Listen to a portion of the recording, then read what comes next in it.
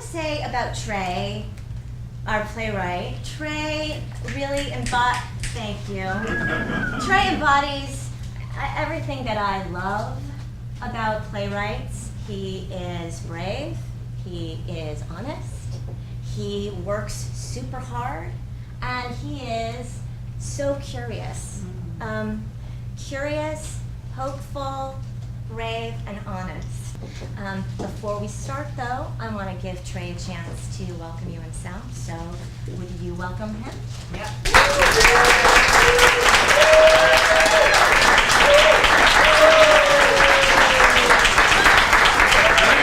Fit in the spotlight. Maybe you can see me.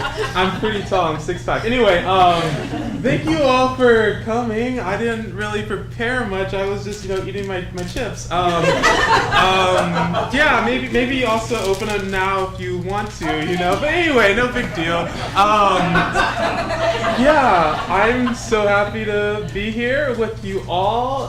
Thank you to all of my Parley peeps who are here. All of you holding down the fort in the back or box office, that type of thing, and thank you to Rebecca. I don't know where you went, but from the beginning of when we started to discuss this play in Parley, I was just I was like a wall. I was not gonna talk about my play. I just wanted to know exactly what they were thinking and not give away any of its meaning, to see what they could come up with, and Rebecca has stuck with it and just been digging, and so it's very valuable to be and very meaningful to be working with her. And so thanks to all the actors and everyone. And enjoy the show. That's all I've got.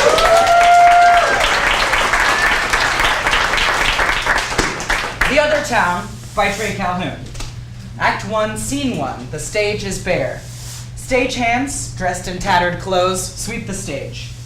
Declan enters.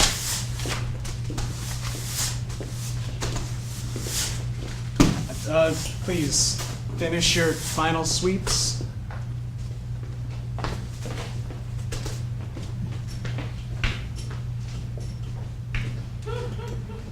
Hello, folks. Welcome.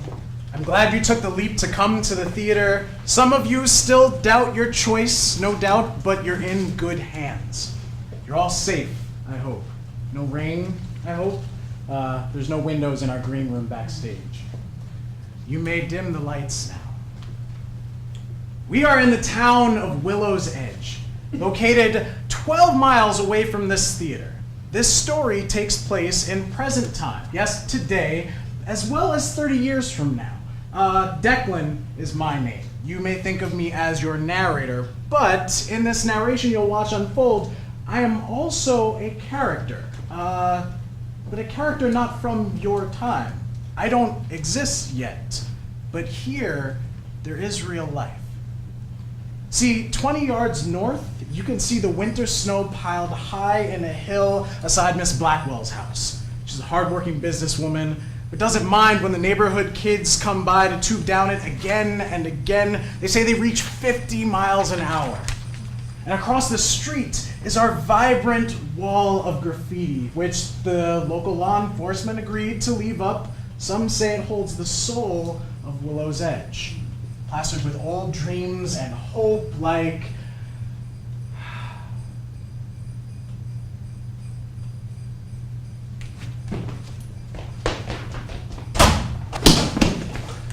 Am I late? Look around, the lights have dimmed and everyone's seated. So, did you stall? No, I've been prefacing the story. So you did stall. Thanks.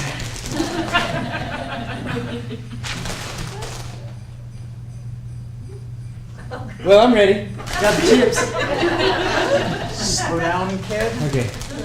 Always in a rush to speed through everything. This play is entitled The Other Town, written by Trey Calhoun. In these 2 acts, we will explore the truths and the lies of time. The minutiae you will never find may pertain to your future, and don't expect your ideal future. This is not your science fiction play. No tale of technology or flashy fashion exists, nor any hopeful ideas about a flux in your political system. What I can tell you about my time, the future is happening. It's a peaceful time. Technology and law have made the butcher shops and factories safer and given us more food. The days of Jim Crow feel like a thing of the past. The Hitler generation has died off. Races are intercopulating more. It's a hostful place here. Can't wait until I'm old, so can we cut to the chase? If only I could be young again. I admired your youthful haste, but one I'm last ready thing. for this to be over. Are you? Yeah. Here's the catch. I will be killed at the end of this play. You're seriously telling me that? I want a moment of silence. You can't give away secrets like that, Declan. You'll be lying dead on the floor alone. We don't all get our peace before we go. Shh.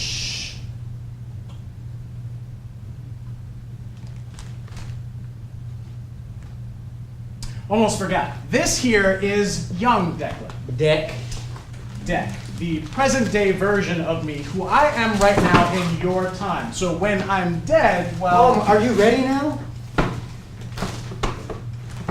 Declan? I'll start. Welcome to our town. It's 11 p.m. in Willow's Edge. Look, Deck, I don't even see how you would think it would be okay to take me out on a date when you still have a girlfriend. I truly applaud your honesty, because most guys wouldn't confess on the first date. Most would probably just... And I'm glad that you took me to dinner, and this is a really nice bar, but you have a girlfriend, and I am not a homewrecker. You know, and I have worked way too hard in my life to become some hussy to anyone. Well, I thought you'd like to know so you didn't feel cheated. Well, I do. And this is going so great. What if I ended with her right now? Goodbye. It was nice to meet you. I'm calling her now. Just wait a minute. It's dialing. Allie turns to leave. Hey! We need to talk. No, this can't wait. I'm breaking up with you. It's over. Oh, no, I don't want to see you to talk it over. You're not buying a plane ticket. Whatever. A person who thinks of doing that to another person is not truly a person. Well, no, Allie, wait. It was a joke. See? No, it wasn't. And I'm glad that you revealed your true colors from the start, so I wouldn't be shocked from discovery later. Shocked from discovery? Yeah. But look at my phone. I didn't call anyone. I was just making a joke, but it wasn't really funny. I guess. Allie takes his phone and scrolls. It says that you called Merritt. The last 9 calls were with Merritt, and you want me to believe that she means nothing to Well, you. she? No. Merritt is a guy. Oh. My cousin. My / apartment mate. He's my buddy. Well, you call him a lot for someone that you live with. Well, I don't know anybody around here. Moving out here and starting a new life. Moving out here is like starting a new life, and my teammates aren't that receptive, so I call him because lunch breaks get lonely. See, that means that you still have a girlfriend. That's true. Then, I'll call her and end it. I should still go. Well, can we just finish our drinks and then call it a night? Allie chugs her drink. Oh, Both of us? Allie sits.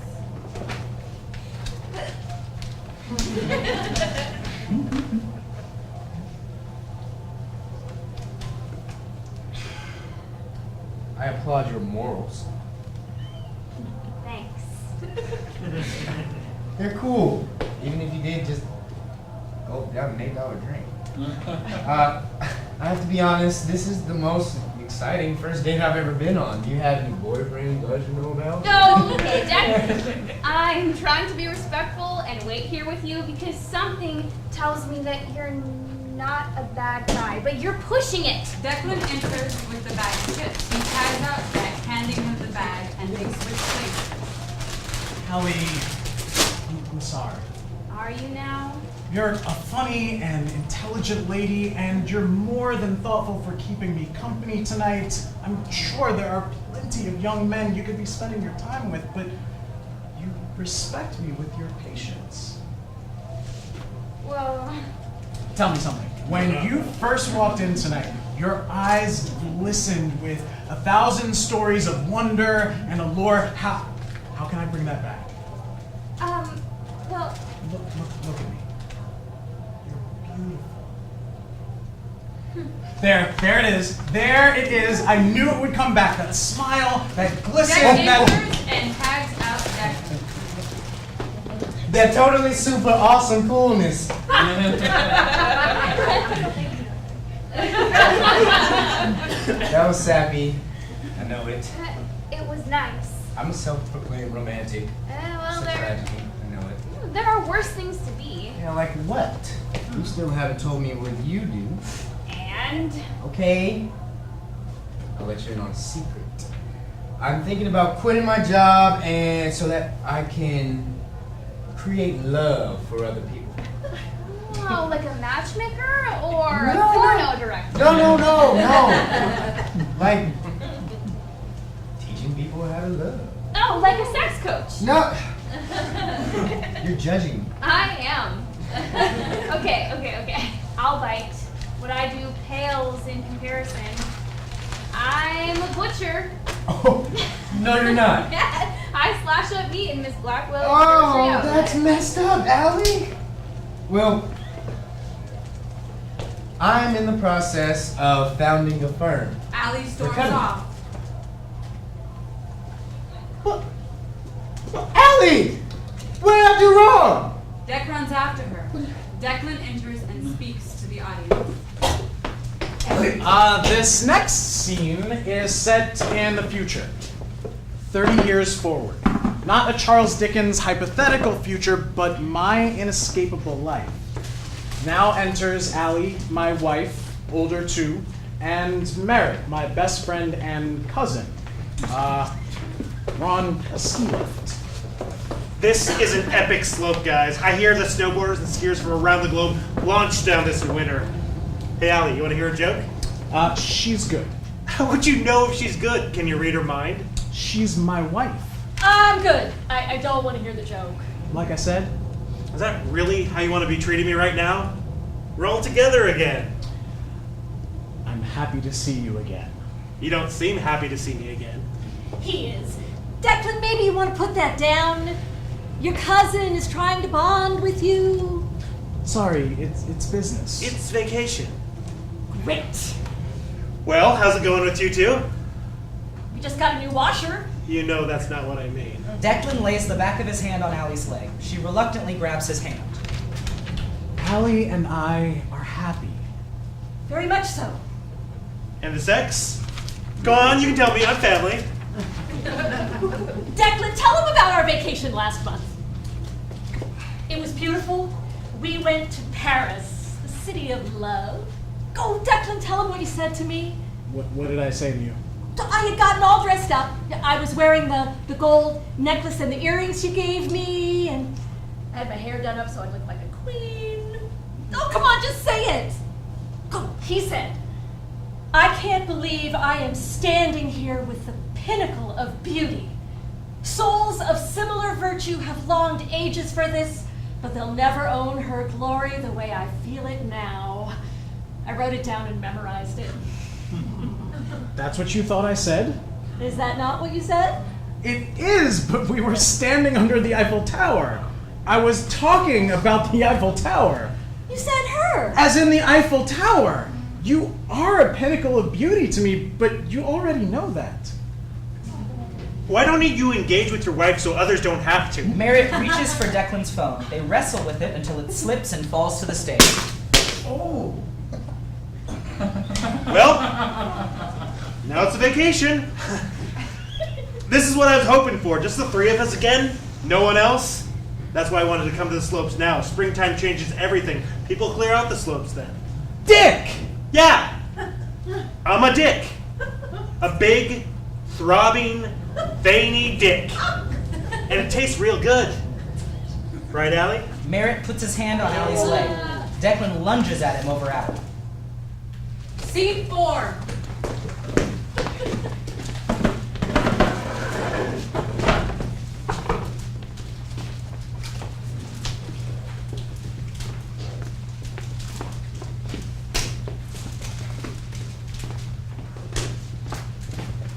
Wait, hold on a second. What are your names? You piece of shit! Asshole. Deck, come on out. I have some people for you to meet. These are the nomads of Willow's Edge. Call us what we fucking are. Homeless people who want our People fucking money! Experiencing homelessness. Hold on now. There's more of us. We will attack you in the night. In Willow's Edge? How many more? Do I look like I own a map of every goddamn person on the street? A cheeseburger. We just decided we want our money now or we'll stop doing your labor. Oh, okay, fair enough. We'll steal the rest from you when you die.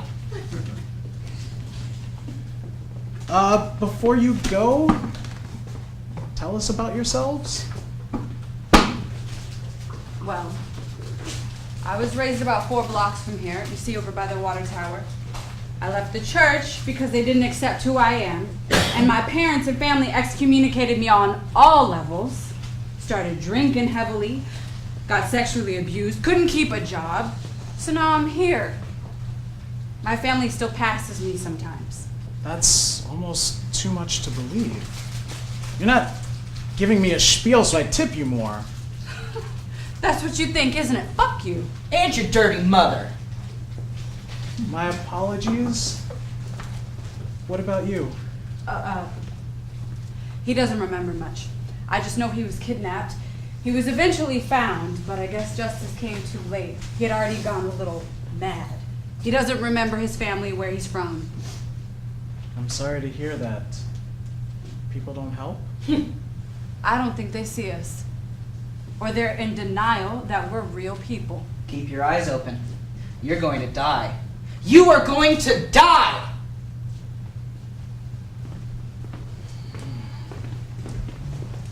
Hey, what's up? You just missed the homeless people. I was busy. Come on, let's get to the good stuff. Scene 5. Deck in Merritt's apartment. Merritt enters with a hockey stick and drops a softball on the floor. He shoots! He's Wait, are you sure this is a good idea? Like, if we hit something and break it? It's a sock. I think we'll be Or someone? I think we'll be okay, dude. Yeah, because you didn't want to get a TV in this room. I'm just so broke right now. Yeah. Bob, we playing? I think, instead, we should paint the walls. That's covered in our lease, right? Seriously, dude? Hey, if we're not gonna play, there's something I actually wanted to talk to you about. I'm thinking dark blue. Oh, Allie will be here soon. Oh, by the way, she thinks you're a girl. Seriously? Did you tell her I'm not? Nope. Fuck. I'm joking. You okay? I went to the doctor this morning. Oh, did you lie about your sex partners again? He told me I had major depression. Is this a joke? You're surprised? No, I mean, well, yeah. You stayed up all night with me when I got a concussion when your LSAT was the next morning. I thought all the karma was on your side. Fuck, this is depressing. Okay, question for you. If you had to fuck a stripper in a strip club or have sex on camera for a popular porn site, like something that's so popular like all your friends would see your willy, which would you choose? Come on, man, let's play hockey. I don't think I'm ready for any guests. Not yet. She's already on her way. Fine, I'll go elsewhere. I bet this depression shit's gonna make me do some shit we'll both regret. I'll tell her to come another time. No, I'm good. Oh, hang on. There is a sudden knock at the door. Silence. Deck answers it. Welcome, Allie, to my humble abode. Our humble abode. Oh. Merritt. Hello. Who is this? My cousin. I mentioned him. Oh, yes! Allie. Wait. Cousin? Yep. That's crazy. I didn't even realize that you meant... So, what are you exactly?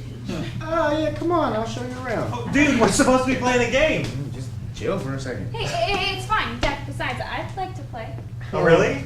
You're not too pretty for this game? You think I'm pretty? Well, maybe I'll just play referee. Oh, well, I guess that's fair. But you don't know the rules, do you? Hit the thing into the net and you get a point. Deck whispers something to Allie and she hands him a small bottle. Hey, what was that? What was what, Mary? Did she give you something? No, I didn't give you anything. No, her, Allie. Did she give you something? Allie, what did you give me? Don't keep secrets from me. Are they steroids? They're not gonna help you. I think you're losing your mind. Oh, so now I'm losing my mind. No, you know that's not what I mean. Merritt crouches into a wrestling position. You're not actually doing this. Come on, man. Be civil. Merritt swiftly knocks and kicks Deck to the floor. Deck, are you okay? Say bully. Okay. Bully! Am I supposed to have some sympathy for you? I just want to know what it is. Oh, you want to see? You want to see it? It's in here. You get off of me now. We're not 10 anymore. We wrestled last week. You need to quit your job. It's fine. You got too much pent-up energy, and all of a sudden you say you're depressed. Allie returns with a glass of water. She hands it to Deck along with 2 pills. He swallows them. Just tell me what they are. He injured his back when we were due. Allie? I'm not sure what kind of drug it is, but my friend said they'll ease the pain. Yeah. So, that hurt. I'm sorry, dude. So, do you want to play now? You're a freaking clown. Just pop a pill, you'll be fine. Oh, yeah, and that's why they adopted your punk ass. And that's why your daddy left you. Oh my god, I have so many questions. Dad, your dad left you? Oh my god, was he into drugs? And you were adopted, Merritt. That explains so much. How did your parents tell you? Okay, someone speak. Someone. Look at your girl being all serious and not reading the room. Well, these are turning points in a child's life. I mean, did you see him walk out, Deck? Or did your mom have to tell you later? I mean, how hard that must have been. And Merritt, were your parents delicate, or did they just blurt out that you were adopted? But I guess in this situation, like different skin colors, you must have always known. And I'm just feeling so empathetic right now. He grew up white because his mom's my mom's sister. That's why he speaks so well. My dad's black. He died when I was little, heart failure or something. It was just a joke about the adoption. Neither of us are. That's embarrassing. Not your background. I mean me. Allie throws the softball at Merritt's head. Hey! I'm not the injured one. I can take you down just like I did Deck here. Merritt rushes at Allie and grabs her like he's going to knock her down. He's kind of holding her up. You know, grabs a bag of potato chips. my half of the family is has connections. That's how my dad got me this gig as a lawyer. My prosecution office has lost like 2 cases in the last 2 years. So we're kind of a big deal. That what though? That's what killed his daddy. No. That's a joke, right? They're really not that bad for you. She reminds me so much of Iris. Who's Iris? Who's what? Who is Iris? Oh, Iris, that's a body part. Yeah, oh, part of the Irish part of the eye. Who is Iris? Nobody. Oh, okay, it's my girlfriend. Ex-girlfriend. I totally just said ex, just right then. You're still with her? No. You've been with her this entire month? No. Shut up! How did you break up with her? And if I don't believe you, then Well, it was sad. You really want me to depress you with it? Can't we just all be happy? Nothing to say. Okay. When I was little, maybe 6, I was very aware that my parents were professional burglars. targeting rich homes outside Willows. And the cops followed them to our house one night to arrest them.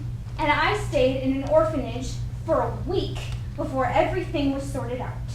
No conviction, but you can imagine the fear of being taken from both of your parents at once. And I already gave you a second chance because you weren't lying about your job or your aspirations or whatever you want to call it. But my parents' sort of dishonesty stings a child, so I mean it when I say, if you do not tell me the truth, I am gone! I'm not lying.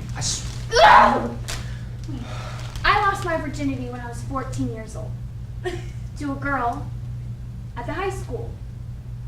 And it was consensual, and it was what I wanted at the time, and it became good over time, which made it even worse, because when I found out that she wasn't 17 like she said, that she had been held back and she was actually 20, I called the cops.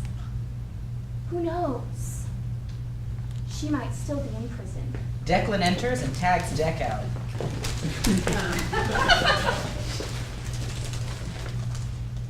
That was vulnerable. You share that with both me and Merritt. I'm not dating Iris. I called her on the phone and we spoke for 2 hours and I ended it just as I told you I would. I cried over the phone because it's never easy to break someone's heart. I was wary to bring her up. But I have my eyes set on you. So please don't worry that I'd ever do the same to you or I'd ever hurt you because I'm smitten. Honestly. Do you trust me? She kisses him. I'll make sure you never live to regret it. Deck tags in. Your lips are totally awesome too. Guys, yuck, I'm gonna vomit everywhere. I really, really like you. Yeah, I felt like I was just dreaming there. Guys, you should be polygamous like me. Then you won't have to worry about cheating and commitments and broken hearts or feelings ever again. Deck stumbles back. Oh my god, oh my god. No, I'm okay, I'm okay. I'm okay. Whatever those drugs were, they're kicking in my lovelies. Scene 6. Declan and Allie's bedroom.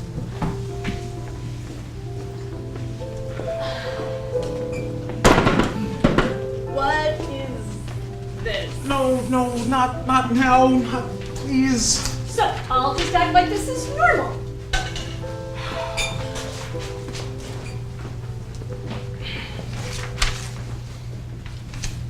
Do you like candles, Allie? I haven't forgotten. Declan kisses her forehead. Sit down. Allie sits on the bed. Declan kisses her all over. The back of the hand, the forearm, the shoulder, the neck. Is this how you kiss those girls? I do not kiss my clients. For free? I think that was 10 kisses. I don't have $100. Calm. Allie kisses Declan reluctantly. I feel dirty. A kiss is innocent. Think of kissing boots. Like kids? Oh yeah, that's what turns me on. Here. They move under the covers. Declan starts humping with vigor. That's too aggressive, Declan! He slows down. Are you moving? Yes, I'm moving, Allie. We're too old for this. We're just out of practice, okay? This is how we will fix us, okay? Allie yawns. Declan stands. Are we done here? Can we sleep now? Deck tags out Declan and sneaks under the covers. What are you?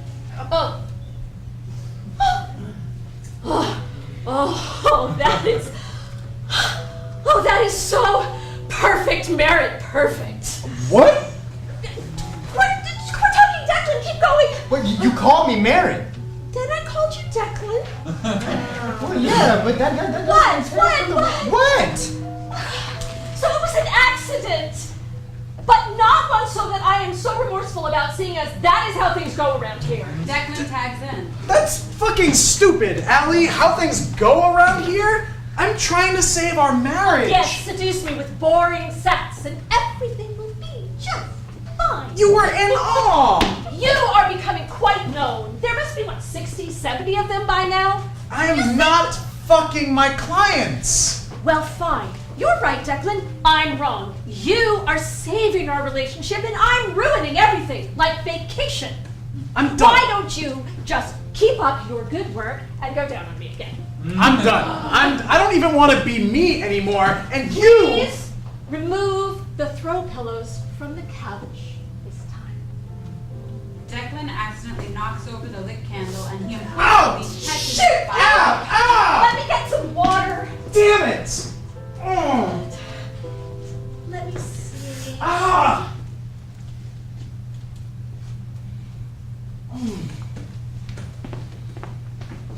Scene 7. You hear that? It's spring in Willow's Edge. The earth is changing around us. Just outside the mighty police station, Miss Gao is helping her young Willie tie his rain boots so he can jump in the puddle that lies before him. And there is little Tiara.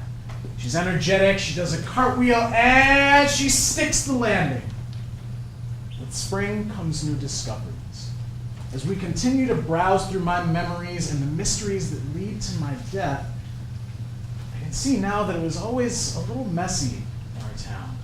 Not as plain as I once thought. Merritt has a toxic job in the political system.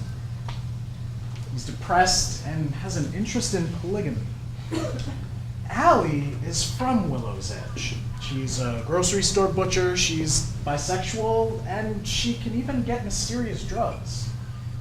Allie is, as far as I can see now, the spirit of this town, of civilization. Complex, progressive, does odd jobs to survive, and may be a bit damaged, but she keeps going. As for me, I'm starting a cuddling business for the betterment of society. Since it's spring, I'd like some spring cleaning. A moment for reflection. Where do you see yourself in 30 years? Supposing you're still alive, even if you're pushing 100 at this moment, how will you live? Do you want to get married? Remarried? Strengthen a relationship with a loved one? Have kids? Become closer to your family? Experiment. Better yourself. Better your town. Better your world. 30 years. There's so much you could do or not do. Are you optimistic about it or more stoic or cynical? For me, I'm learning about defining decisions. Well, you have to choose something and hope you're not wrong because you won't know how bad being wrong can be, how much it will haunt you until you're wrong. And at that point, it's too late and you're ruined. Sorry. Well, that's what I wanted to say. Those are the key flags so far. Sometimes I wonder if the three of us are on the cusp of extreme loneliness and we can't bear the thought of crossing that edge. Instead, we hold each other together fiercely, like a strong triangle. Nothing ever boils down simply. But that makes us a triangle of Merritt, the aggressor with false merit, Allie, the complicit ally, and me, the torn dreamer. Deck enters. Oh, hello there. Sometimes when you're an innovative multi-millionaire like myself, you zone out, escaping into deep, productive thought. Oh, can you repeat your question? Oh, you want to know the, astounding secret to the idea of commercialized cuddling? Well, for me, it's a rags to riches kind of story, really. Young Deck is dreaming in in present time. Call me D. I haven't gone by Deck since I was a child and I resided in that dismal town called Willow's Edge. My apologies, D. 30 years later, I've expanded my business to Hollywood, where I live with my wonderful wife, my rock, my soul, my dear Allie, whom I met in Willows. But before that, I was a lonely, heartbroken boy raised in Ohio after so many loves lost as a teenager. And when I was a struggling college student, I finally said, something isn't working. And you got your idea then? That's when I realized it wasn't just me. What are the two things that people love? Technology and relationships. Why? Because we crave a new form of connection. Cuddling Incorporated was and is the answer, a natural progression. People find impulsive sex to be too intimate and just dating around to be too effortful. But cuddling can itch that scratch that needs itching. Brilliant. Don't flatter me. Life is designed to favor those who persevere, so I put in work. Meritocracy is very simple, and now I'm rich, in love, and the world is happier. The end. Oh, but it's not the end yet. I hear you have something to share with our lovely audience. No, it's never the end for me. There's a strategic reason why I've moved to Hollywood today. I am announcing my brand new TV show titled The Ins and Outs of Love. Congratulations! Thank you. Thank you. And as a bonus to show my humble nature, everyone in today's audience is getting a free ticket to the pilot viewing party. Deck yawns. Deck. I'm so excited. He yawns again. Deck. Wake up. Wake up. What's going on? You're at work. Young Deck works part-time at Isabella's coffee and biscuit shop. You're in the supply closet. You fell asleep. I'm depressed. You're not depressed. You're tired. When we don't sleep enough, we feel depressed. You'll learn that about yourself in time. There's no fuel for the optimism, so you must disregard all negative emotions in such times. Block them out. You won't miss them. I wonder why I'm not depressed. Block them out. You won't miss them. I wish my horoscope would have told me that. Your what? My horoscope! Did you forget? We like horoscopes. Oh, no, we do not. Uh-huh. Where's the science? What? Do you still believe in nature, in the moon, in the water, and the elements that pass no judgment on our character, and not God's? It's the first day of spring. I haven't thought about that kind of thing since I was your age. What happened? I don't know. Let me think about it. Oh, look. Little TR just did a backflip. Wow, she's been working on that for a while. Supposing that my cuddling business takes off, do you think she'll use it when she gets older? Do you want her to? If it'll make her happy. Scene 8. Deck and Merritt's apartment. The lights are on. Deck, hey man, where are you? Trying to sleep. It's 1 a.m. Can you turn the lights off? Nope. Well, it occurred to me earlier today that if I sleep better, my mood will improve, which should be good for establishing clientele.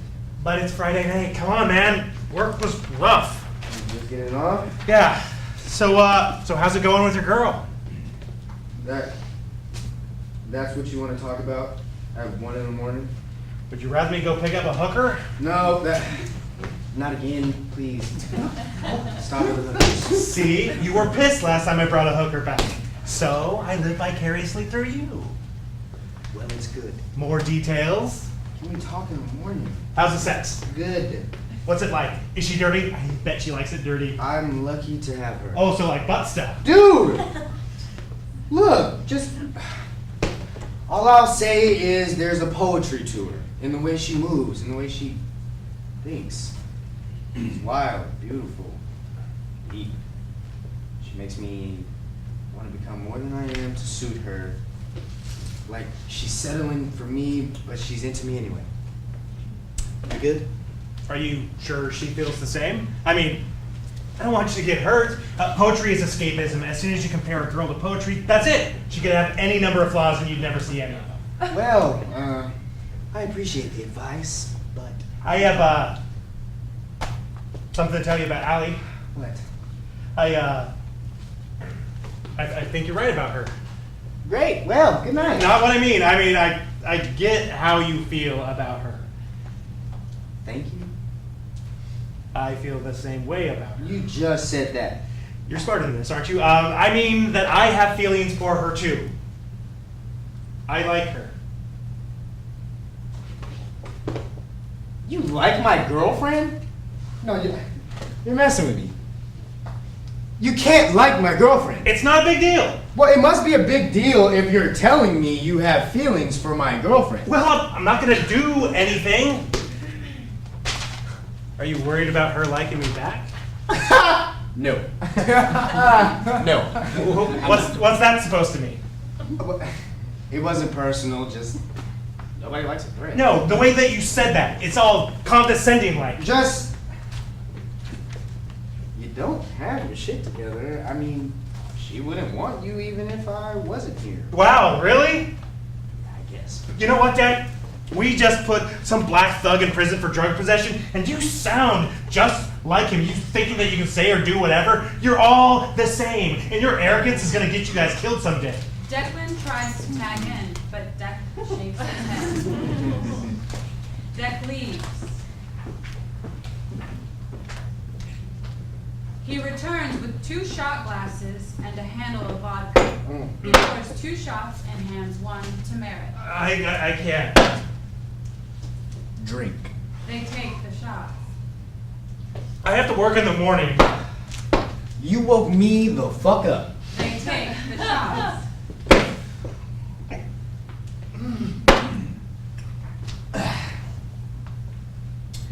I seriously can't. They take the shots. Woo! You feeling it yet? Nope. Well, let me know when you do. I mean, I didn't mean to like her, Allie. It's just, I've been doing everything right. I went to law school, I've got a great job, and you're still figuring things out. I feel like I deserve to be happy and get the girl, you know? Well, what do you like about her? Well, you said, and I don't know, there's something raw about her, something dark about her. Like that story about sending that girl to jail, it just feels like it matches me. Better? I'm starting to feel. Deck punches Merritt in the face. Oh, well, that made me feel a lot better now. Don't say that kind of racist shit to me again and stop liking my girlfriend. What, am I supposed to act like you're white? Oh, you're familiar with rounding, right? Well, basically you get the choice to round up or round down. So as a half white, half black person, this is a choice I get to exercise. You can consider me 100% white. So I can't even compliment your race. No! I don't know. Because then I don't know if you're being racist or if you're being kind, and then I'm like completely torn about it. You should take advantage of it. You can say the N-word in rap songs, white girls would dig you. You can be like a chameleon, which is so dope. Like, you can claim my side of the family whenever you need a status boost. That's what I'm saying. I have no idea how to respond to that, except continue. There's something dope about me liking Allie, though. It's basically me telling you that you're doing a good job. See, that's the same thing. In some sick, twisted way, it makes me happy. Like the head cheerleader chooses me, but it also just makes me sad. I don't know what to do with that.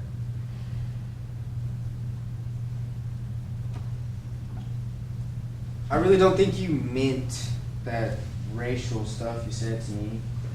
Maybe it's the long hours talking, maybe it's the depression. I will try to do better about the racial stuff if you stop thinking of me as a depressive. Well then, you got a lot of venom, dude. Venom all around you, and it's spewing from your pores if you look hard enough. But I don't think you're bad, man. under it all. I don't want to be pissed at you. I can't be. You and Allie are all I got here. I just need to know. Can I trust you? Man, can I really trust you? Because I want to. What's your gut telling you? That I can.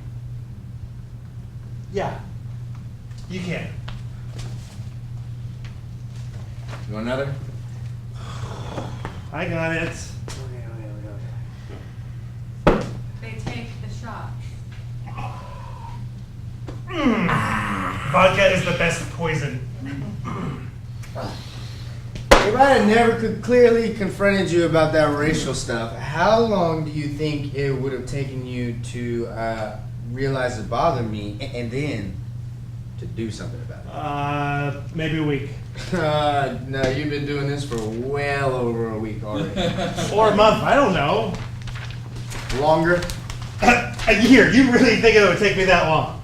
I'm thinking 30 long years.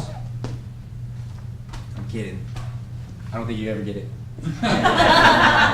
Well, how long do you think it would take me to realize that I like Allie? Like the next time we were all together?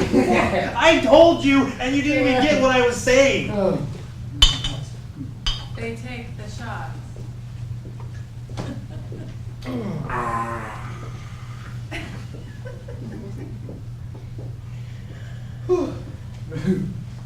Remember the last time we got wasted? Yeah, that was before Allie. We brought those girls back to the place, and every single one of them blacked out before the night ended. And then we just played Mario Kart on mute as they slept. That was great.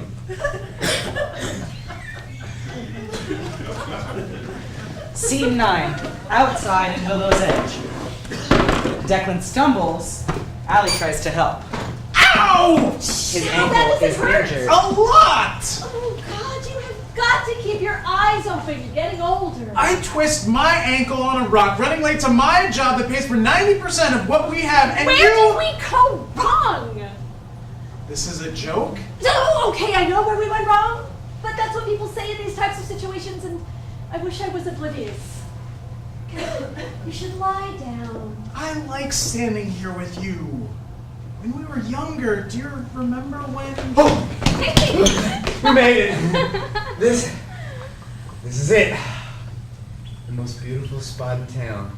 Oh, it's nice during the day, but see how the sunset colors it? Gorgeous. This is it. Oh, I'm gonna miss this meadow. Hey, you gotta try this. Sit. They sit and remove their shoes. Oh, that's soft. Yeah, it's the best soil in Willows. Do you think you'll actually go? I don't know. The one MBA program is prestigious, but across the country, the other one is closer, but average.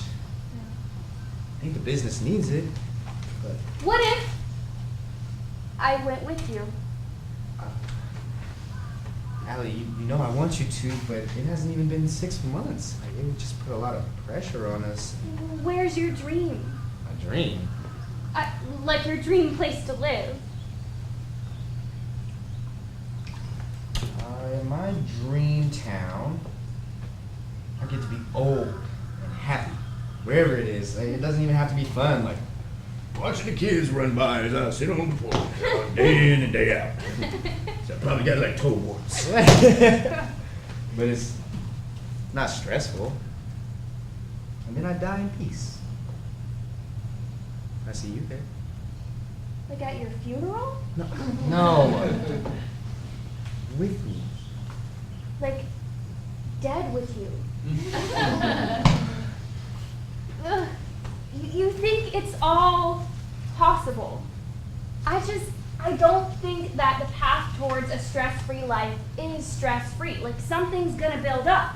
Just block out all the complications and it should be simple. Just block them all out. I'm joking. Okay. Parents hope their kids will have an easier life than them, and somewhere down the line of descendants, at least someone will find peace. Peace and civilization. My mom was holding me. It's one of my very first memories, and she was crying about my dad's death. She said she hoped this for me. I didn't get it then, of course. It took me a while to see how easy it is to make bad decisions, but I think I can actively work towards it. You know, if I find that sense of ease for myself, then it'll make her proud. I think it's what everyone wants, but too many people give up. What's so funny? I am not a simple girl, Deck. Oh yeah? He kisses her. So tell me, how is your love business? Why do you say it like that? Well, like what? Like, how is your love business? Hey! How is it simple? The way I see it, you gotta do something good for the world, and then you'll be deserving of the life you want. That girl that I sent to prison when I was 14. As soon as it happened, nobody wanted to talk to me because she was one of the popular kids. And I tried to lecture my parents to stop being burglars, only to learn that your parents don't have to like you or want to be around you, and they'll tell you you were adopted just to... Trying to do the right thing comes with scars, and it's so hard, and you make me want to quit smoking. You smoke? Yeah. What was it like when you came out of the closet to your parents? I never used those words, just said I had a girlfriend, and they didn't think it meant anything. And they still don't get it? I dated a girl right before you, and they always referred to her as my friend. Well, see, now that pisses me off. It's almost 10 years since your first, and some people just never get it. I mean, but I never specifically told them I like girls, and I think also dating guys makes it confusing for them. I mean, do you remember Stephanie? Like, her parents still call her their little boy Steven, and it's been like a decade since she transitioned, and yeah, some people never get it.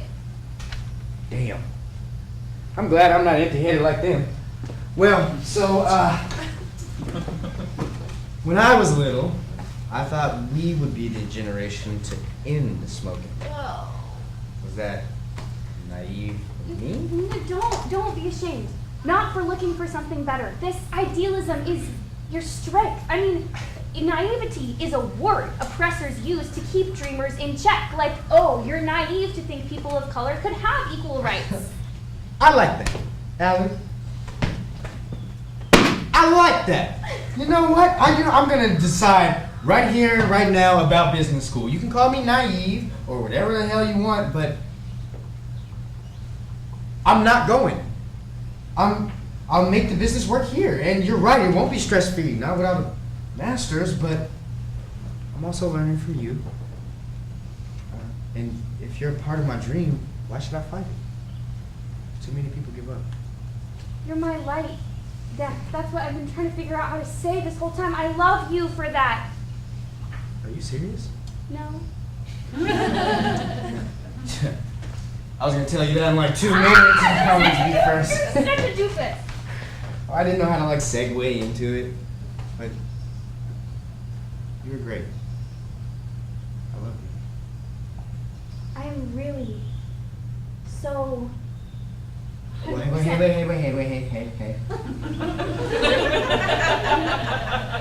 I'm the self-proclaimed romantic, okay? So I have to like give a really, really long I love you speech so you can just like...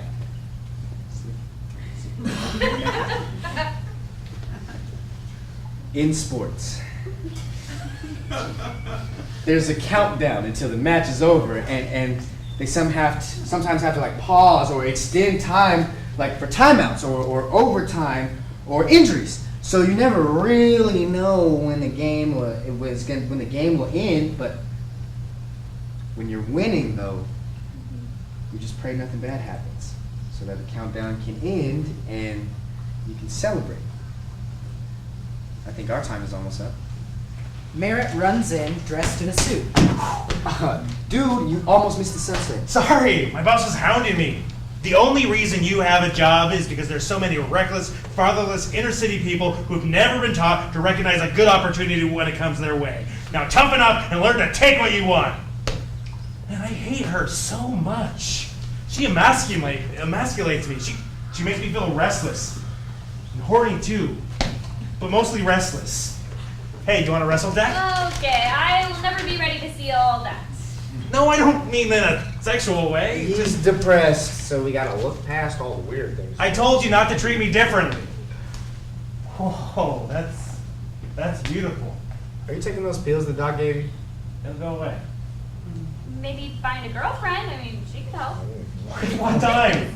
Tomorrow's Sunday and I have to go in. A girlfriend would have to be perfectly cool with me never seeing her for that to work out. My life is a wreck. We'll try to chill out a bit. Relax. Brought you a beer. Deck pulls a beer out of his bag. Thank you. No problem.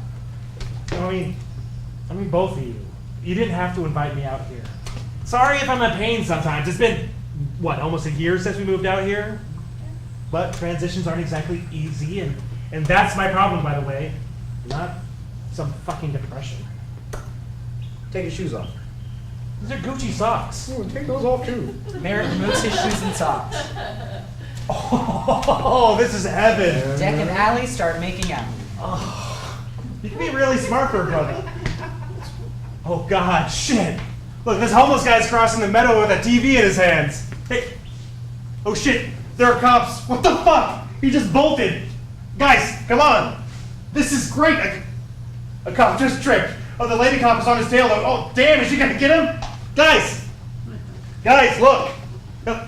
Can't you see me? Are you completely oblivious here? And they're gone. Huh? Something completely unorthodox just happened right before your eyes and you missed it. It sounded too complicated, so he blocked it out. Mm-hmm. Pics or it didn't happen. Deck removes 2 more beers from his bag.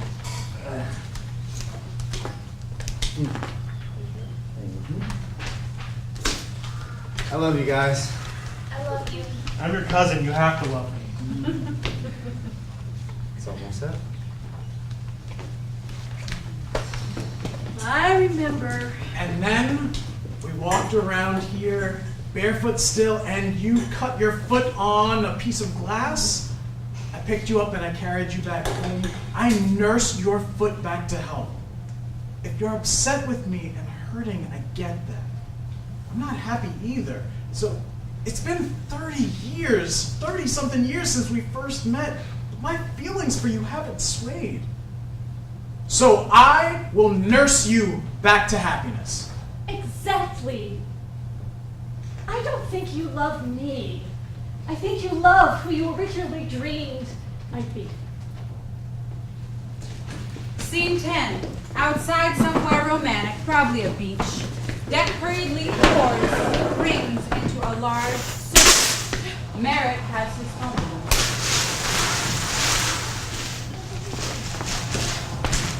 Hi!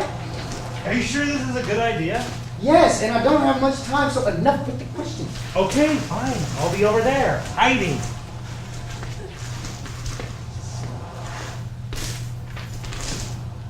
Are you recording yet? I thought you said enough with the questions. That was a question. Oh, wait. Well, no. Well, start. I want to get our entrance. Oh, wait. I know that how these things go, and you're gonna leave me right after. So, some pro tips for girls. My trick is to go down on them. Remember the rule of 3. What? Oh, come on. She's gonna think this is the longest dump ever. Okay, fine. You'll never know how to make her squirm. Oh, wait. Okay, Quick. girls love the number 3. 3 flicks, 3 times.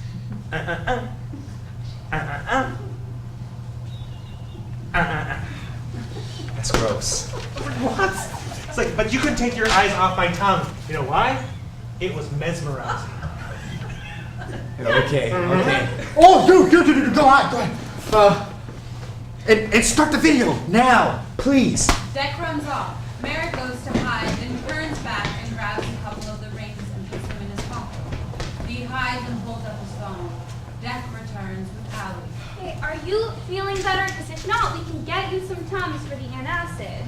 Well, no, I promise I'm good. I'm swell. Honey, I worry about you and your diet sometimes. You need to eat more vegetables. You know, they're high in fiber and you get constipated like every other week.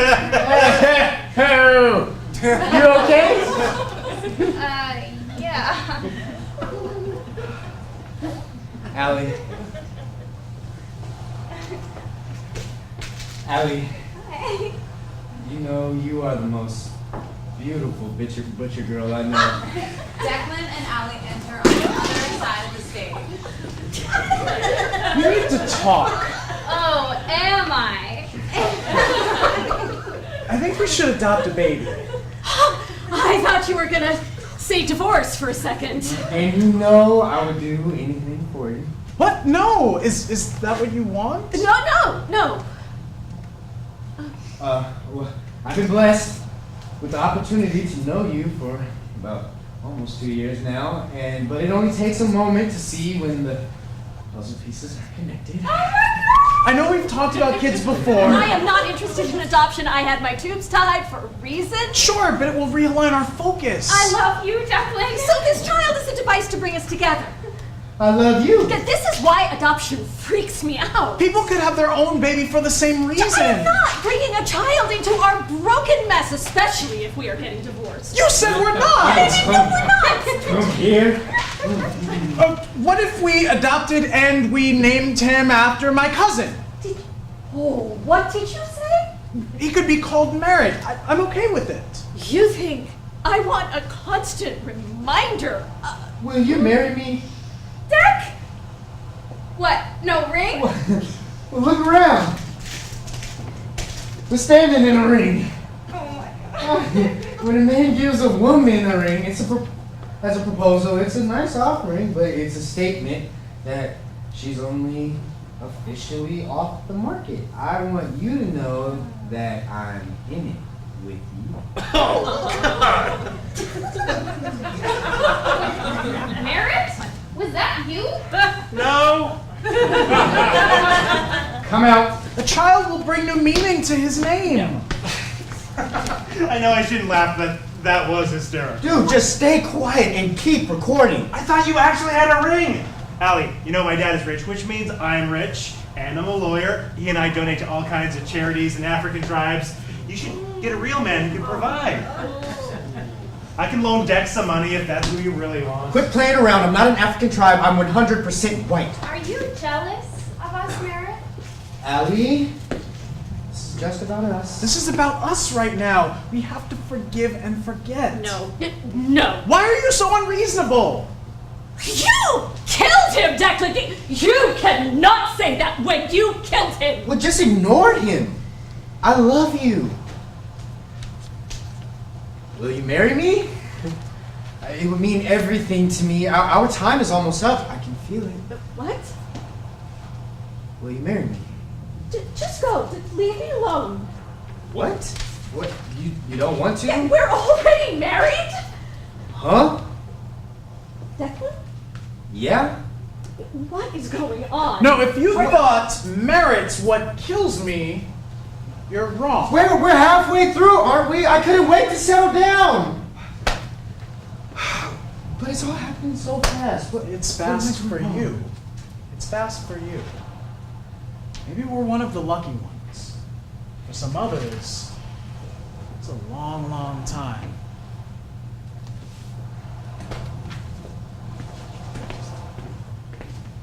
It's time for intermission. End of Act 1.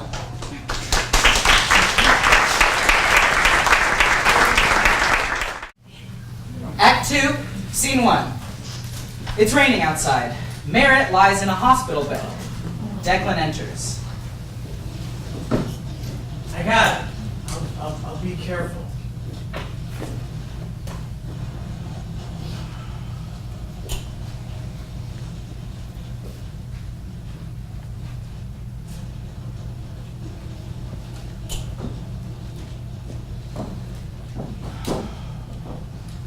Rain, go away. I can talk to the rain, but I can't speak to...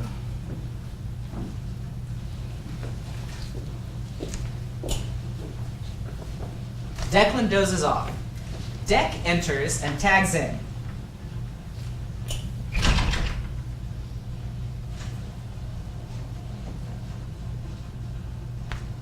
Hey, Merritt. Hey man, long time no see. It's raining. I can hear it. Okay, question for you. I've been thinking, and I've had a long time to lie here and think. If you could reverse everything that you've done, that led to us painting the apartment walls that vomit reminiscent shade of green, but your skin would turn that vomit reminiscent shade of green. Or you could ride every girl in the neighborhood and only incur one STD. What would you choose? Hey, you still got jokes. Yeah, I'm still funny. You can barely tell that my brain is dead. Do you remember when we first moved here? I had just finished college and you had just finished law school and you were miserable because the prosecuting attorney wouldn't let you talk. She just made you stay behind the desk and take notes. I hated it. But we're gonna see it out because she was insidious. Oh, you were so needy. Wanted me undivided. It all made you kind of cold. A bit. Dude.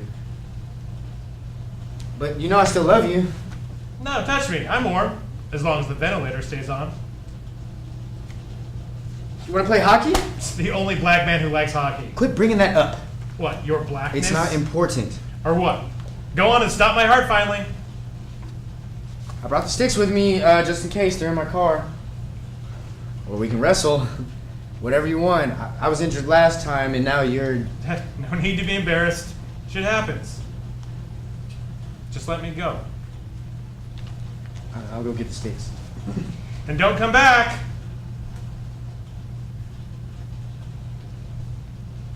I become green. That vomit reminiscent shade of green? You take the STD? Well, naturally. My health is shit anyway. No, you're fine. Let me help you out. Deck helps Merritt stand. What are we doing? We're gonna wrestle. It's been 40 days.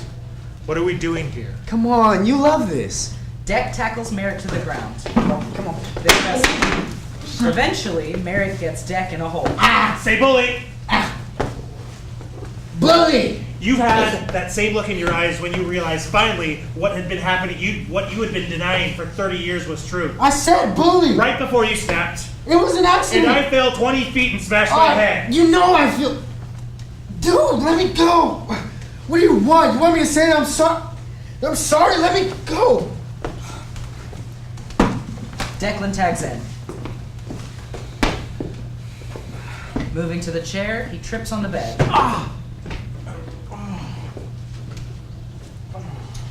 Scene 2. It's raining again. I sometimes like the rain. No, you don't. That's something that changes about us too. I suppose. Should we have kept a better eye on Merritt? I mean, if we had made sure that he was truly okay, maybe everything could have been avoided. Well, he doesn't have depression if that's what you're suggesting. You've seen him. He's got too much energy. He goes to work every day, and he never once took those meds. So if he says he's fine, I'm going to stick by his side and believe the best. Is that what you really want to say? Why do you have to keep bringing up his mental health anyway? Why can't he just be a shitty person?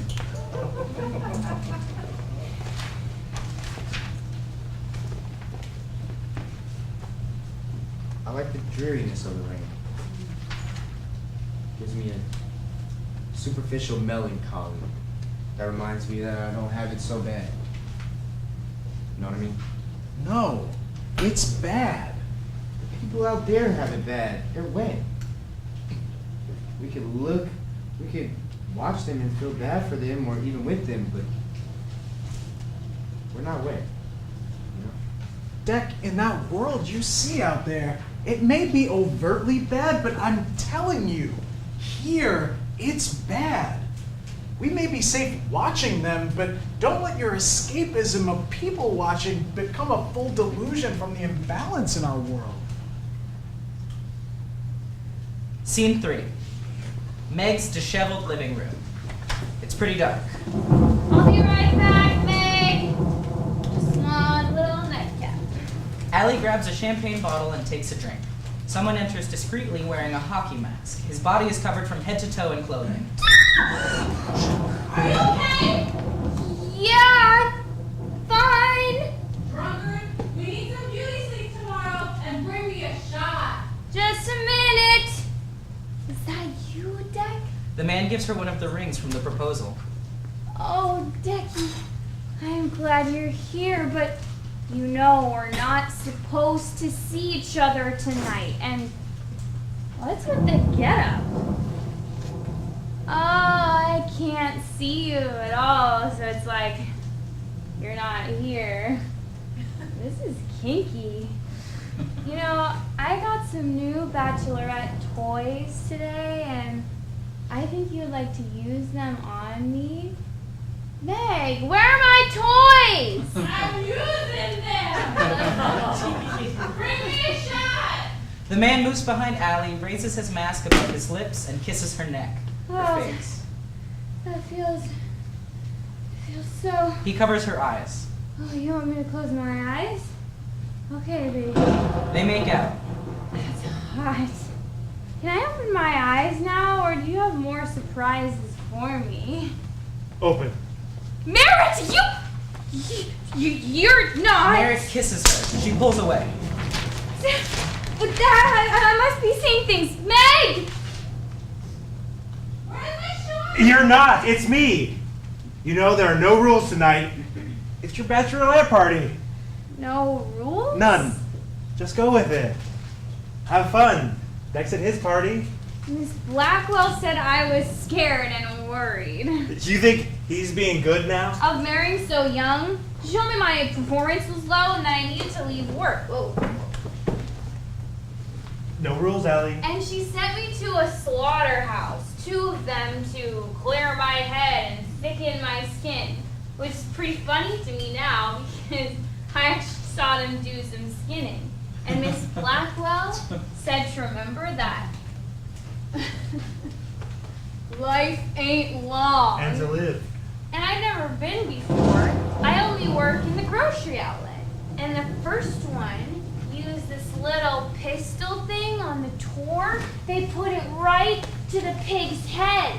And there was this doom sound. And it fell right over. And the next had this chamber of chickens in a bath. And the tour guide told me to turn away before they started using the electricity, but I was brave. Allie, it's just us. Deck's at a strip club. Where's my shot? Oh, and the third one, I almost forgot. The cows fall over, and they're all stunned from the carbon dioxide, so they don't feel it when their throats are slit to bleed out.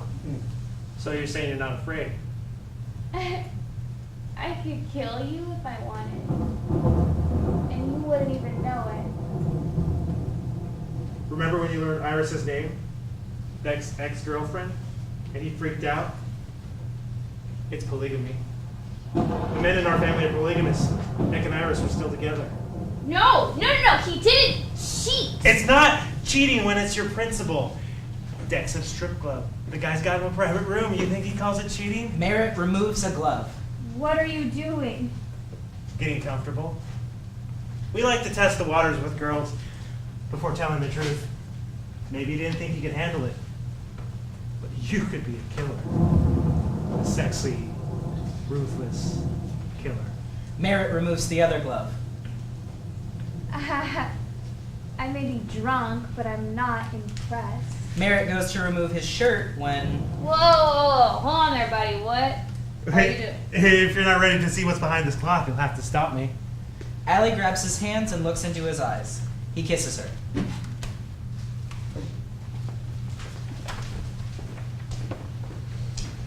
Scene 4.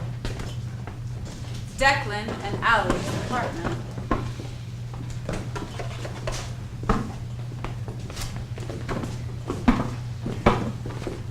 Are you going to say anything? You're home? You're late. No dinner for me. You don't like Thai. How was your day? You know how work is. Not in your business. How was your day? Normal. Did a girl do something to you? You don't like talking about my clients. It's okay. Tell me what's wrong. We're trying to fix us, right?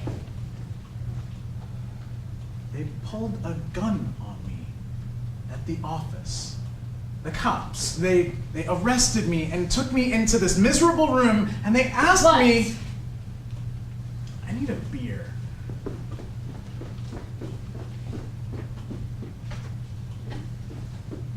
Go on. Prostitution.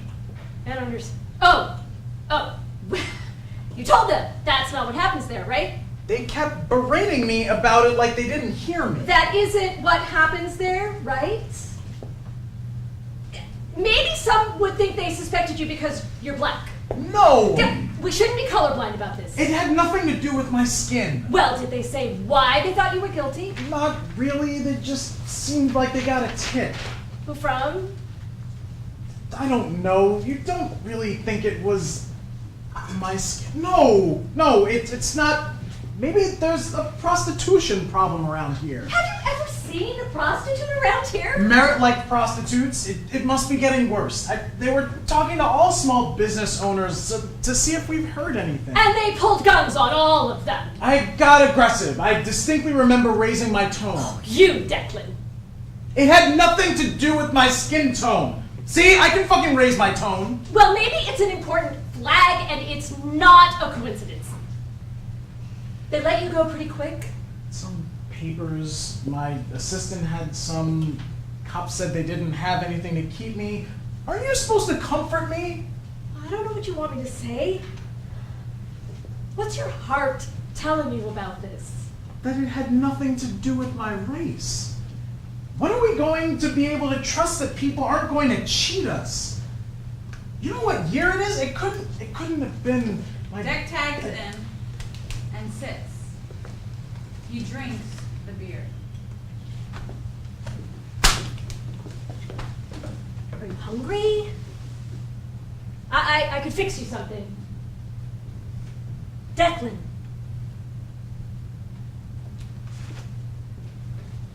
I called the cops.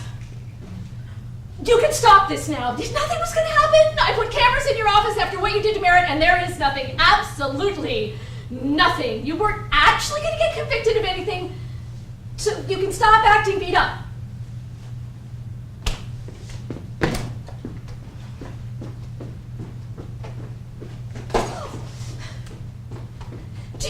Do you know what you did to me? I thought we had an understanding. You could touch and cuddle or fuck or whatever those girls did, and I could fool around with him. You knew that. You basically got us so many times, and you never said anything. What else could that mean? And I wasn't going to leave you. You wasn't the kind of person to settle down with one girl. You knew that, didn't you? 30 years, you had to have known what was going on. You had this cold look in your eyes, like it all finally made sense. After what you did to Merritt, you walked away, unhandcuffed. You were getting your revenge, and I was doing the same, okay? But I'm sorry. It was a split-second moment of weakness. I was mad, and But say something! Oh, you know, that's the difference, Declan. I apologized. Have you even seen him? I go there sometimes. Okay, that's the truth, and it is so awful.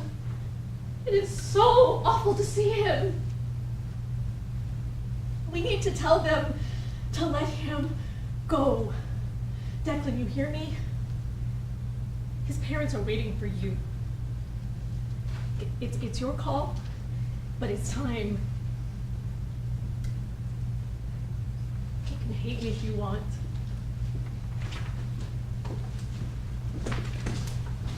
Scene 5. Meg's apartment. Allie sleeps on the couch, Merritt sleeps on the floor.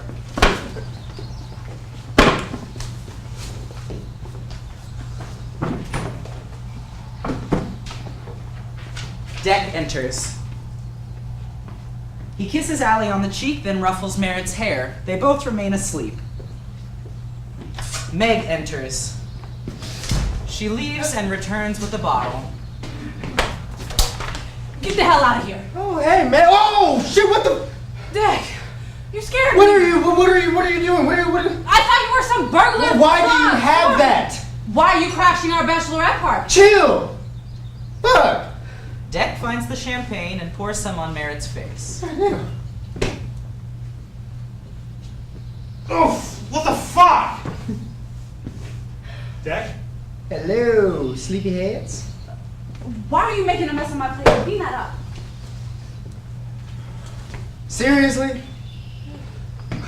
What happened to you last night? What do you mean, hey man, my best buddy? Well, I mean, you disappeared from our party. The guys didn't know where you went. Meg got that big ass bottle. I drunk too much. I'm hungover. You know, my place looks just like this, but we didn't decorate with dicks everywhere. With Deck's back to her, Merritt helps Allie put on her clothes. Holy fucking shit. Well, you trying to tell me that you missed all the penises? So you weren't at a strip club? Oh, we thought about it, but we went to a bar. But Allie got sick, so we brought the booze back to our place. Why are you here, Merritt? Merritt quickly finds his clothes and dresses. Do you have anything to tell me before we get married? Anything about your family? My dad was starting to go bald before he passed, but I hear that gene is carried by the mother, so no, our kids don't have nothing to worry about. It's perfect. But baby, your family is into polygamy. Merritt came by to tell me that your family is polygamous. Just the men. And I could have accepted that. You didn't have to test the waters. You could trust me with that. The men in my family are not polygamous. Deck, it's okay. I know you've been hiding it for some time, but you should know people can identify however they want these days, and we choose to be polygamous. Men with multiple wives, or because that's illegal, multiple mistresses. Don't tell me. You came all the way over here during my bachelor party to set up this joke? This is a pretty bad joke. Deck's father died because his polygynous nature got him caught up with the wrong people. Dick. I'm going back to sleep now. Well, guys, we have a few more details to plan for the wedding, so can we get going? I'm so confused. Babe, my father was ill and died, not because of some STD. Merritt's drunk. Wait. So you're not sleeping with multiple girls? No! Do you want me to do? Why do you look mortified? Dude, your shirt's inside out? Shit. Okay, man, question for you. Hypothetically, if one were to hook up with someone you like and you get mad about it, or someone would hook up with someone you like and you don't get mad about it, which one would you choose? I'm sorry, Deck. You know I believe in honesty. Which one? Guys, this is a weird joke. I mean, aren't you mad? Do I look mad? Come on, we go get showered and stuff. We got to reorganize the table seating, and we still need to follow up with the hotels and the catering. We are planning the wedding of our dreams. Now hustle, come on. Oh, wait. Here, Deck hands Merritt a small package. I was gonna give this to you at lunch, but since you're here,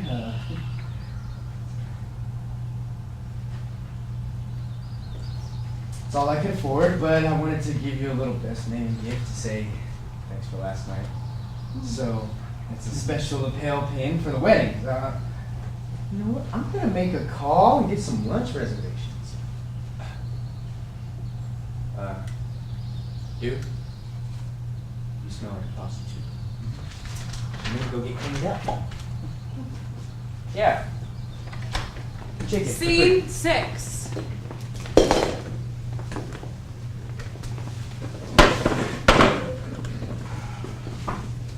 Hold on there, Meg. What's going on? So you're Allie's maid of honor, right? I'm her best friend, and we work together. And how long have you known her? I mean, we grew up in the Willows. Seems like I've known her all my life. And you and I still know each other in the future. That's correct. What do you think of me? Well, I'll give you a bit. The black man must learn to keep his anger down. Way deep down. For the fear that he might get killed. For even just showing a glimpse of it. Maybe that's why you don't want to be black. Interesting. And even tougher, you were raised by a white parent. I imagine that means you got accustomed to white culture, beliefs, and values. There's a giant denial mindset in white culture that imagines that the world is just as pretty as they want to see it. It's a tough position to be in, I imagine. You're the only character in this play that's not white besides me, correct? Correct. Do you know what a microaggression is? No, I don't. An example is when I pulled the bottle on you. I saw your darker skin and immediately assumed you were breaking into my house instead of the rational and true option that you were the fiance of my best friend, who I've met before. I'm sorry about that. Well, I'm okay. No, you're not. Another kind is more insidious. When a person is outright racist to us, we're unhappy, we can deal with it. Maybe we can ignore them and maybe there are other happy things in our life. But with microaggressions, when someone is covert in their racism, their hatred isn't quite outright, they're ambiguous. When you can't tell if they're family or foe, when it starts to consume you over what their truth is, what reality is, and you can't get answers, that's when it's the worst. I took an equalities course in college. You went to college? You think because I'm a butcher, I didn't go to college? See? It goes way beyond race. I apologize. That's why it makes sense to me that you were unsure of their 30-year affair. 30 years? That's a long time that some might consider absurd, but us, people of color, we're taught to acquiesce, to accept strangeness as normal. Like when they say, "You're really beautiful for a mixed chick." I see. In case you didn't know, I die soon. I'm sorry to hear that. What do you think kills me?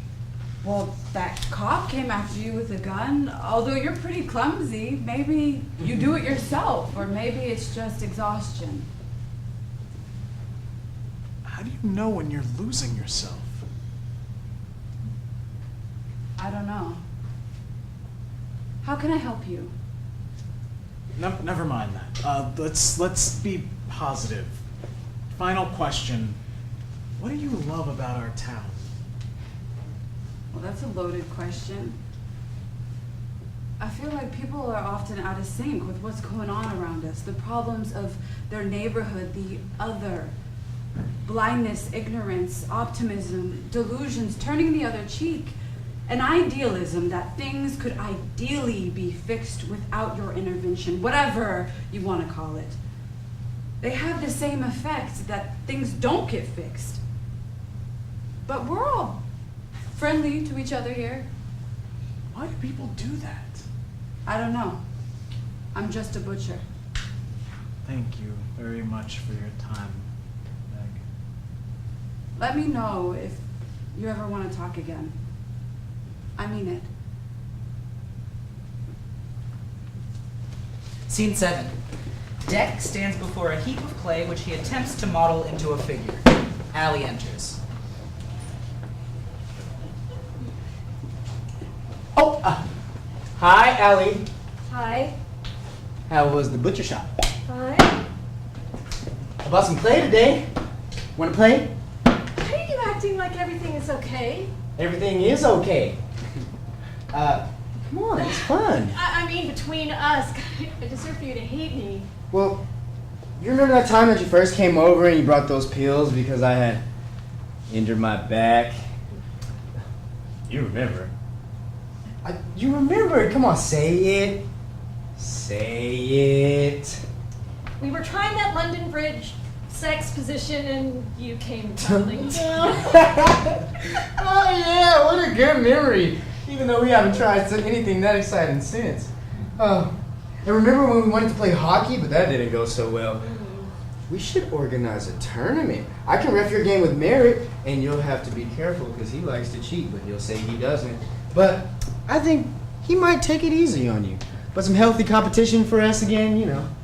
The three of us. How does that sound? I need you to stop. Just tell me to fuck myself. It'll pierce quicker than whatever this is that you're doing. Well, I'm not doing anything you told me to stop, my lady. I'm sorry. Okay? For what? For what? Well, okay, question for you.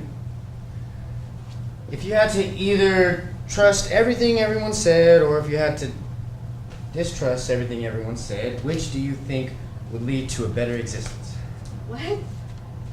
Do you ever think about who we're meant to be? Like, if we'll be happy when we become old, like if the universe will guarantee that for us? Or do you think it's not about what we're meant to be, but what we're meant to do? Not the final state, but the action. Like, maybe we're meant to climb and slid, keep climbing, but the end is, indeterminate. Why are you saying this? I'm a self-proclaimed romantic, Allie.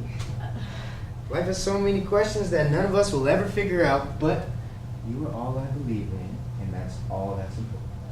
I made you think the cops were after you because you're black when it was my doing. Well, you were just trying to be color aware. So you're bisexual. You get to decide to come out of the closet or not. And you told me and not some others, and that's awesome. It's the same for me. I don't have to put it's your choice to display what might make you a victim, what historically has. It's actually the same for me. I don't have to put all the parts of my heritage out there if I don't want to. Just act like I haven't come out yet. Instead, let's focus on my love for you, which I am very open about. Stop. Come on, I love you. I love you. Stop! I love you. I forgive you for any and everything you've ever. Stop! Allie picks up Deck's clay sculpture and throws it at his feet. That's my foot. What? Oh no. Oh, help me. Ah! Help me. The clay has consuming me. Oh, I've become mud monster. Mud monster. I'm the mud monster. Oh. Thanks. This is what you do, isn't it? You did for the past 30 years, whenever something looks bleak. You find optimism and hope. Find something to occupy your mind. You smile, you reason your way to something good. You're happy now. I worry about you, Bethany. Since you and Merritt are cousins, do you think there's any way you could have a strand of whatever mental thing? No, don't answer that. But if we're going to make this work, there is something I have to do for you first. Scene 8. Deck and Alley's room.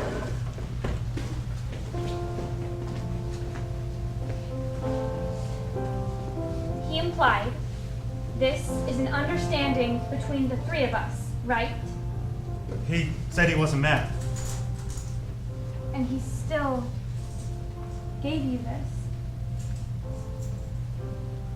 So means he understands. He doesn't mind.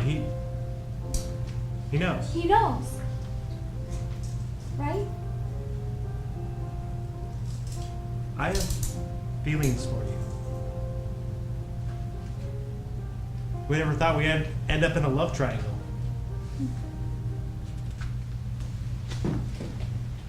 Scene 9, an interrogation room. Gary, an FBI agent, approaches Deck. You have me mistaken. I don't know where she is. Becky Caraway was last seen with you. She stopped by. Is that what this is about? Oh, you know where she is now? No, look, we're perfectly clean. My wife made a mistake when she called in last time. Just let me go home. Gary gestures to hit Deck, but stops himself. And you don't think Becky Caraway wants to go home? Please. I have no idea. She left my office and You're lucky we don't hit crooks anymore. What was your plan? Kidnap her? Murder her? We know about your cousin Merritt. What about him? That you killed him and got away with it. It was he's alive. Oh, does that anger you? It was an accident. He said something that angered me, so I hit him. You know how it is. We like to wrestle and stuff. And then he fell off the ski lift. Unintentionally. Oh, the report says he hit his head and rolled several yards down the slope where he stopped face down in the snow for 5 minutes because of you. You don't understand. When I realized what I did, I thought I was having a heart attack. I wanted to save him. I really did. Oh, sounds like an anger problem. What did Becky Caraway say to piss you off? Nothing. She's a nice girl. Nice? Nice. That's your game. I swear to you, Declan, if you dare enslave and traffic that what nice are you talking about? That doesn't happen here. Maybe in other towns nearby, but not here. Our homeless rate is high. Burglaries aren't dropping. Girls are missing. A high school was on lockdown last week because someone had a gun. There were 2 murders yesterday, and I've already learned of 3 new drugs this week. It's not like that around here. Boy, did you miss all those red flags? We call them red flags for a reason, because you're damned like blood if you miss them. Or maybe you're the type of chump that intentionally turns a blind eye, wants others to think it's not his problem, that he's perfectly innocent. This is our town, unfortunately. Declan, you don't want to see my anger problem. Where is she? You look at me when I speak to you, boy. Shut up. If you can't take the punishment, the nigger boy shouldn't commit the crime. Why are you saying this to me? I'm white. I'm 100% white, so don't talk to me like that. I demand my rights. Look, Declan, it's over. We got you. You walked for your cousin, you walked for prostitution, but we got you. Start preparing for 20 years to life in prison, because when a young lady goes missing in this town, she will be found. Gary gestures to hit Deck again, but stops himself. You're lucky we don't hit crooks anymore. Not without evidence. In the United States of America, we're taught that all is well until there's proof. But when we have some, I won't hold back.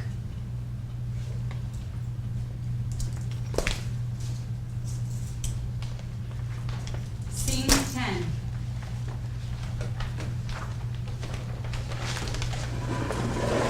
Which of us is better? Excuse me?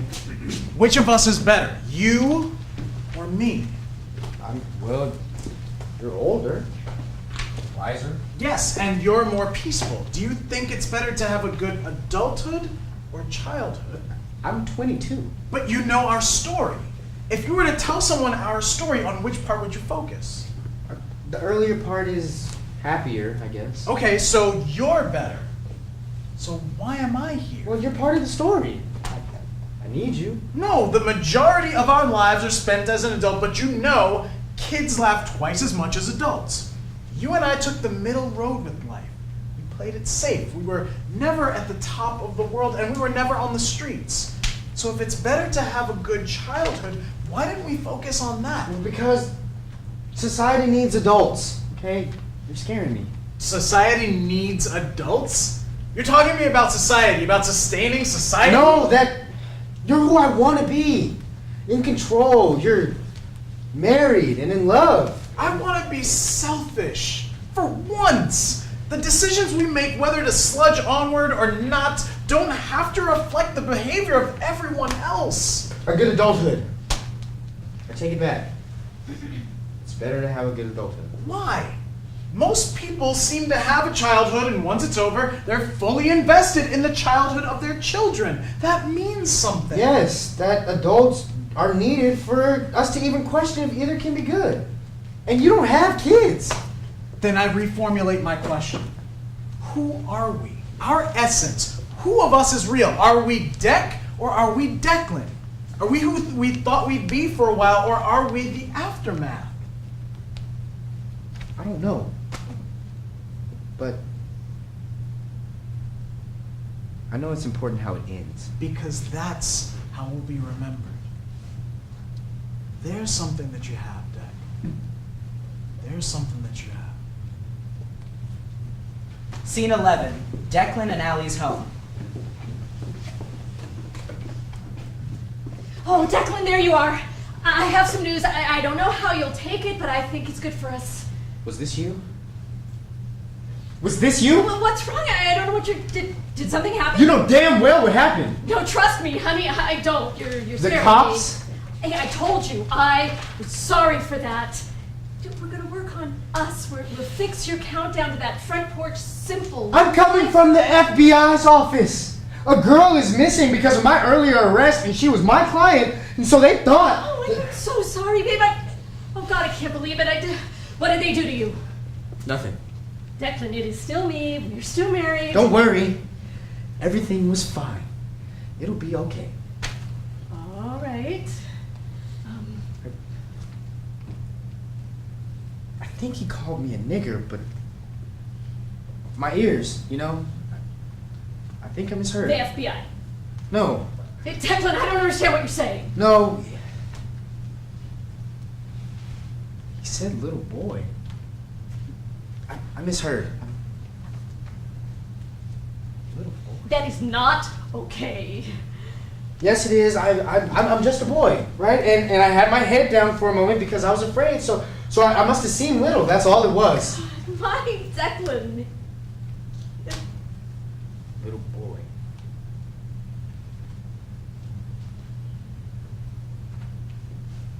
Why? Why? He said. He said nigger. He said nigger boy. It's okay. I've done everything, but I'm a nigger. I am a nigger. Declan, that look, your face, your eyes, whatever you are thinking, stop it. I didn't know, huh? I didn't know. Declan tags in. What is it, Allie? Because I fell in line. I say I'm white to show my conformity, and I'm so conformed. And I'm not being dramatic. My widowed white mother raised me white.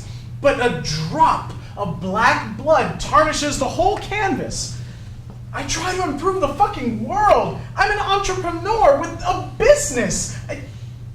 With fucking social benefit so people can find some form of happiness. But that's not good enough. I can't even get a baby, which you so quickly blew off and forgot, but I let it go for you. I never asked for much. All I ever dreamed of was a simple existence. I kept waiting for the time, but it's never coming. Never. I'm just black, and that's all. We're past the Stone Ages, past the Middle Passage era. The 13th Amendment has been signed. We brought down Stalin and Hitler. We elected a black president. These are futuristic times. It's my choice to say what my color means to me and the people around me. Oh, but I'm black and foolish. I feel cheated. I feel so cheated. Like I never had a chance to just exist. The nigger ain't got a chance. They used to say that, you know? Way back in the day, I forgot that. You can't destroy an idea. I forgot that rule. That's my problem. That's my problem. Declan's chest is aching. He has some trouble breathing. It's warm in here. Feels nice.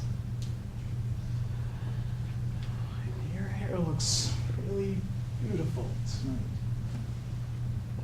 I don't think I've told you that lately. He played me. Merritt. He wasn't who I thought he was. I thought he just needed a friend because he was going through stuff and I was too busy with the business. Why didn't I just ask you what was going on between you two? I was out of trust. And I dismissed the red flags because of hope. Trust and hope. Good qualities, but oh, do I feel stupid now. That's my fault. Our home, the carpet, the paint. Look at me, Allie. Just look at me for a minute.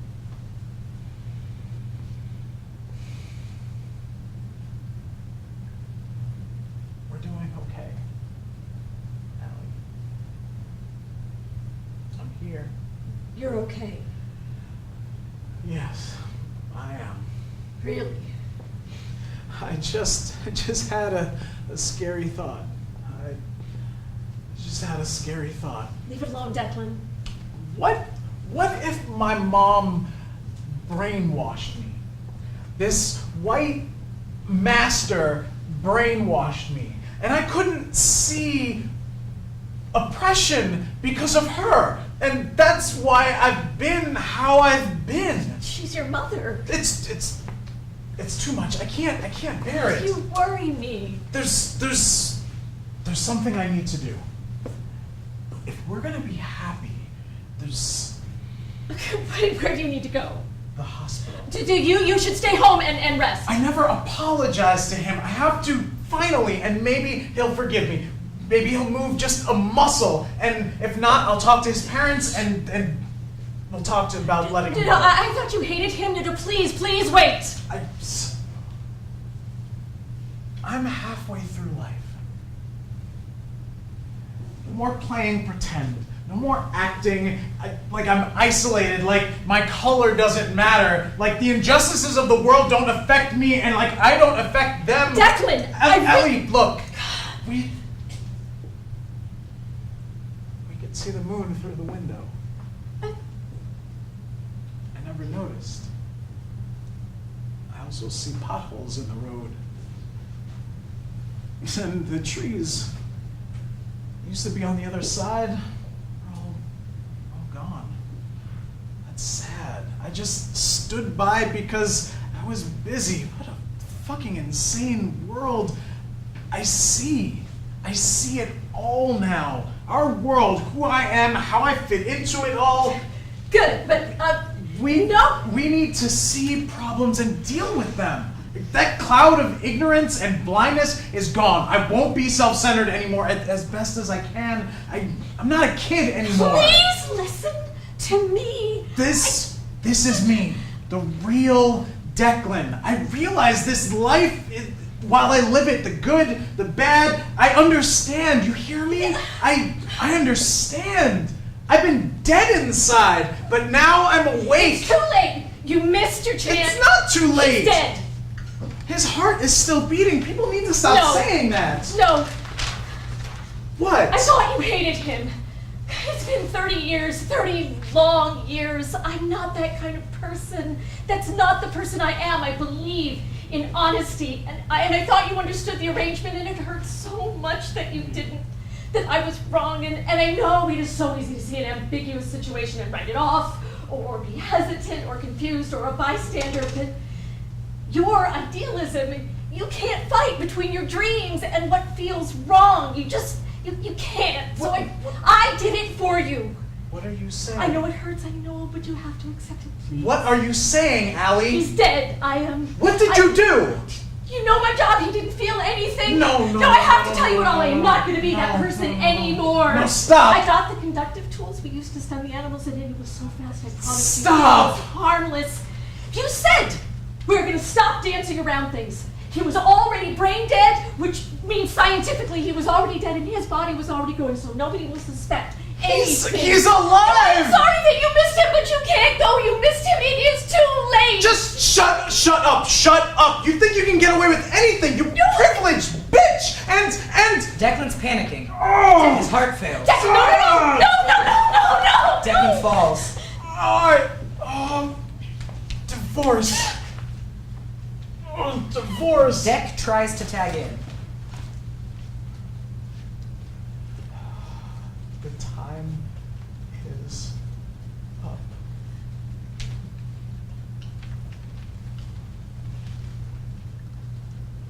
How do we evaluate a life? Can we find a simple number of the lives you hurt or the people who will miss you now that you're gone? Or is it sweeter, like the nectar from kisses and laughter and the love, or multiple loves we took a hold? Could it be better to sum it up in its parts, the young, the middle, the old? If life is a stream of one memories, then what about those forgotten or those that linger? If I've forgotten an event, is it no longer a part of me? But if I remember it, it must be fundamental to my being. Is the answer in the silence we recall, the breath of stillness before the people move on and forget that you're gone, or how long they wait to speak the truth? How their silence has blurred who you thought you were meant to be originally? Those dreams we never forgot were deferred? Sometimes our dreams are found with edges. One for the man who's looking for his rights, a second for the man who's trying to save his rights, and a third for the ground that lies in between. This triangle is sturdy. What happens when this social triangle goes tactically observed? When hope and defense and suffering exist, but people stay silent. When you want peace, but people distrust and condemn you from the little they've seen, does it remain in harmony? Like the earth that circled the sun through all humanity? Or do the edges grow weak like a rotting bridge and it crumbles in implosion? Or does it explode?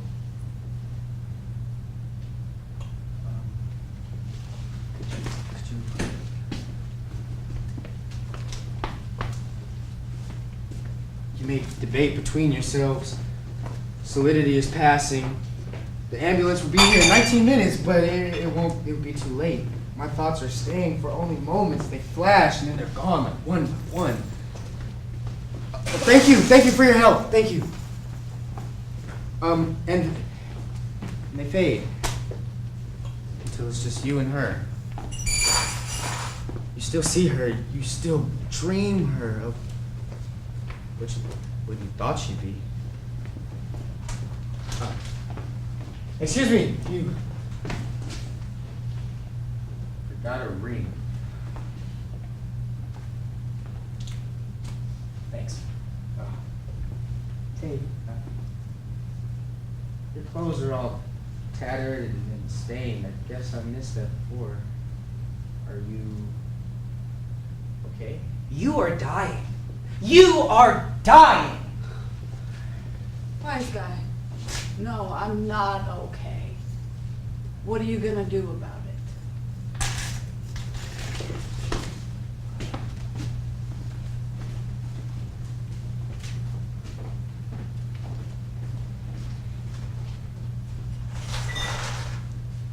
You may go now.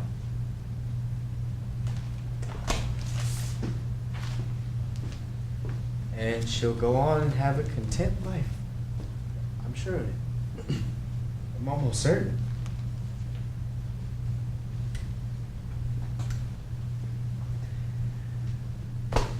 This is my town, huh? Let me just take one last look before I go. Goodbye, Willow's Edge. Oh, goodbye, Mother. Oh, I wish I called you more. Goodbye, spring and candles and hockey and guns and kidnappings. Hate. Goodbye, Mary. And Allie. Oh, Earth. What a disguise you wear. To some, you are all benevolent. To some, you are truly bleak. Do any humans see you for what you truly are? No. No.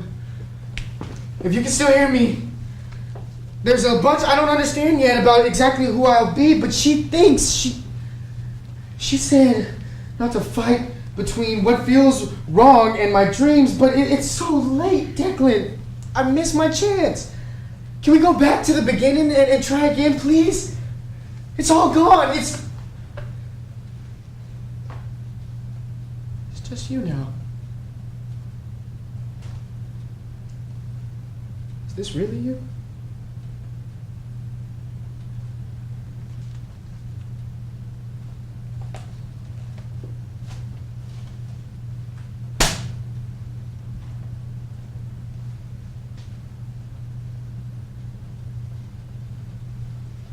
End of play.